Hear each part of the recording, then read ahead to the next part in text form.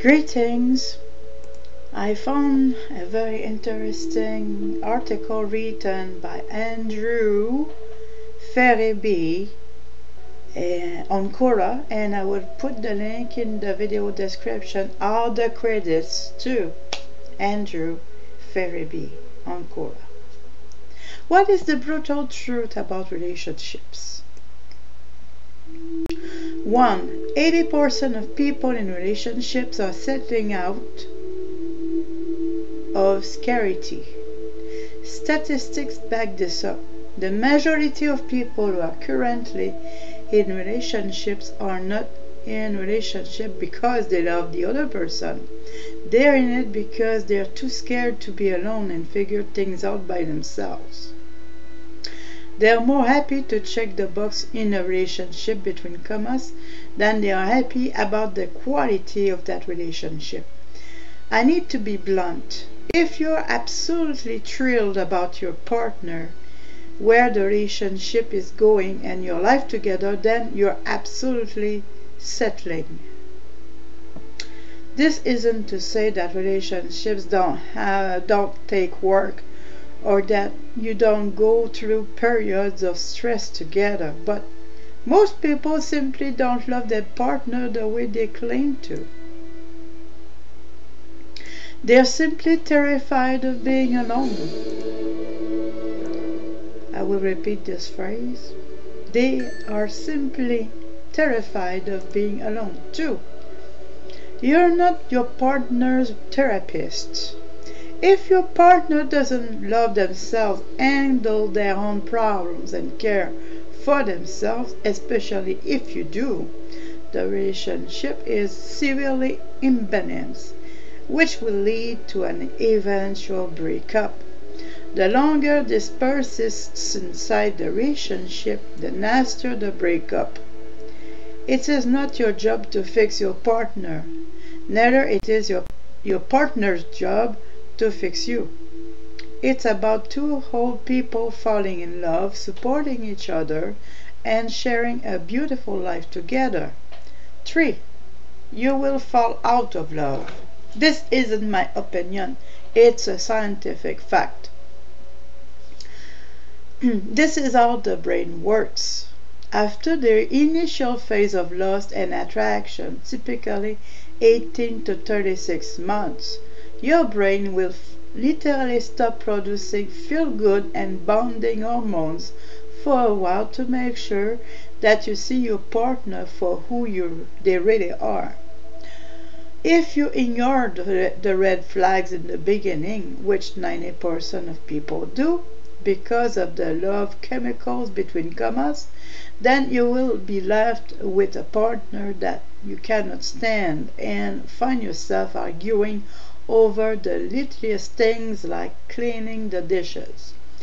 People are more picky about what they will wear on their wedding day than they are the actual person they are marrying. I encourage you to be picky, very picky when selecting a partner, so after 3 years you're still excited about your partner because you choose wisely. 4. It probably won't last, especially if you're younger than 30. This is just a statistical reality. This doesn't mean that it can last if you're both mature, whole, and loving, but chances are it won't last. You don't have enough experience to know what you want, and more importantly, don't want in a partner. As much as you can read about this stuff, it takes real experience, pain, and mistakes to figure things out. Take the lessons learned and apply them to make the next one better. 5. Your partner probably won't change that much. If you're in a relationship waiting for your partner to change, then you're waiting for something that will never happen.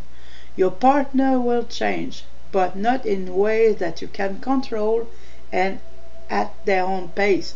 Some people get into a relationship with the future version of this person, so you're left constantly frustrated until they become who you are projecting that person to be one day, between commas, if ever.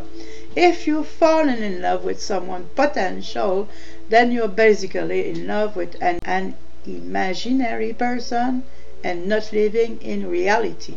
6. You or your partner will die and leave the other person alone. Every relationship will end in either a breakup or through death. Sucks, doesn't it? Unless you and your partner die together, one of you will die first and leave the other person heartbroken, in deep sorrow and alone. Accepting this fact will make the moments you do have with this person more sacred and enjoyable, since this too shall pass, between commas. 7. The grass is greener where it's watered. Screw your fence. If you're in a relationship and you believe that the grass is greener on the other side, that you need a new partner to make you happy, you're wrong. The grass is greenest where it's watered. Yes, you need to make sure you selected the right partner to begin with, most importantly. But even then, people will leave relationships because they think their partner is the problem, even though they are the ones who are not investing in a relationship. The grass isn't greener on the other side of the fence, it's greener where you water it. You could have the perfect business model and product, but if you don't spend time on it and water it, then it will always fail. You don't need to create a new business. You need to nurture the business you have. If you're in a toxic relationship right now, you don't need another relationship. You need to work on yourself so that you can attract the right partner. If the relationship has gone stale, you don't need another person to make you happy. You need to invest in your existing relationship to try and bring the excitement back. Screw your fence. 8. You don't need a relationship to be happy, and you're screwed if you do. Plain and simple.